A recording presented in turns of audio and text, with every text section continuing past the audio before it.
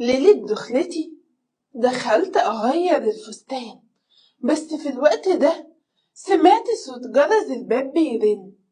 استغربت مين اللي هيجيلنا في وقت زي ده، بس محطيتش حاجة في دماغي وكملت تغيير الفستان وخلصت وخلاص لبست هدوم البيت، وانا طبعا خارجة على اساس ان جوزي بس لوحده برا وان معهوش حد تاني. بس اتصدمت لما خرجت لقيت واحد قاعد جنب جوزي. طبعا استغربت قوي وبصيت لهم كده، واللي هو انا اول مرة اشوفه. جيت الف علشان خاطر ادخل اغير، لقيته بيقولي استني عادي، ده مش حد غريب. بصراحة أنا استغربت قوي من الكلمة، يعني إيه مش حد غريب؟ وإيه اللي أنت بتقولهولي ده؟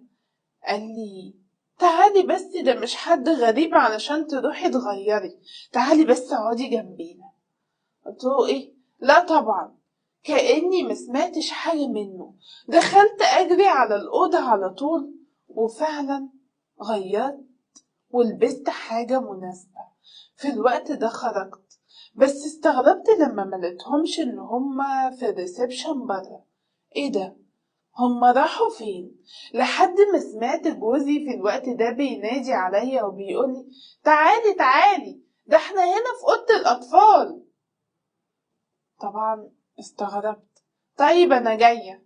دخلت عليهم وكانت صدمتي الأكبر لما لقيتهم إن هما قلعين تماما ويدوب قاعدين بس بالشرطات.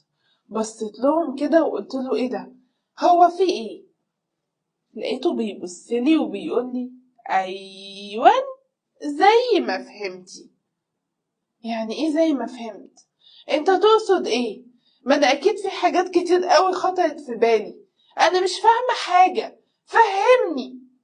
قالي زي ما دماغك راحت هو ده بالظبط. يعني ايه؟ انت لازم تقولي، انا بجد مش فاهمه اي حاجه.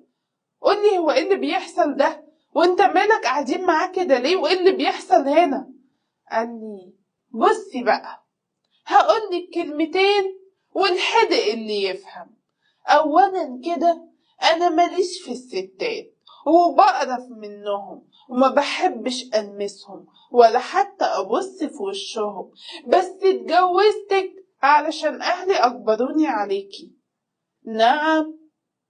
يعني ايه مالكش في الستات؟ هو اللي انا